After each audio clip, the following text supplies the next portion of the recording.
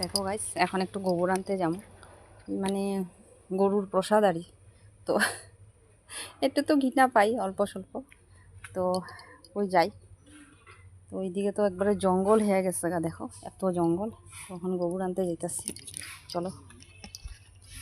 ওইদিকে কাজ চলতেছে সবাই, আমার ঘরের রাস্তা। তো ওইদিকে গোবর, তো এটা নিয়ে যাই, বহুত কামের জিনিস।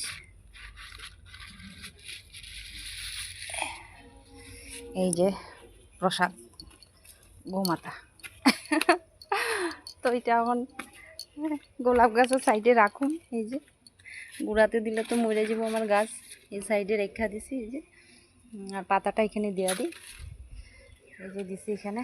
এটা আমার দেখো হলুদ গোলাপ, খুব সুন্দর, কিন্তু গাছটা একদম সুন্দর না, এবারে সুন্দর হয়ে ফুটছে না, এটা গাছটার গ্রোথ ভালো না। তো যাই হোক, এখন গাছ লাগাইতেছি, একটা টব রেডি করতেছি, যে সবজির জাবড়া পচা। তো এইভাবে ফালাইতে লাগে না সবজির জাবড়া, এটার মধ্যে কিছু ভার্মি কম্পোস্ট কোকোপিট সব মিলাই এখন রেডি করে রাখুন। তো এখন রাখছি, অনেক কাজ। এখন আবার স্নান করে ঠাকুর টুকুর দেওয়া। দেখো আমার বাগানের কিছু তোমাদের দেখাই, এটি টাইম লাগে। এটা দেখো, এই গাছটাও কালকে আনছি, এখনও কালকে লাগাই দিছি এটারে। আর এই মরিচ গাছটা দেখো এখনও লাগাইছি না, এই যে আরেকটা, এটি সব পাতাবাহার। তো এই যে অনেক অনেক গাছ, এত গাছে মেনটেন করা প্রচুর টাইমের দরকার।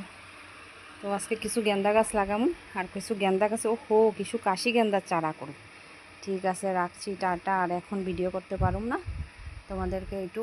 আর আমার যখন গেন্দা ফুল ফুটবো তোমাদেরকে বাগানটা দেখাম, প্রচুর ফুল গাছ, মানুষ একজন, ফুল গাছ প্রচুর। তো রাখছি, টাটা, বাই।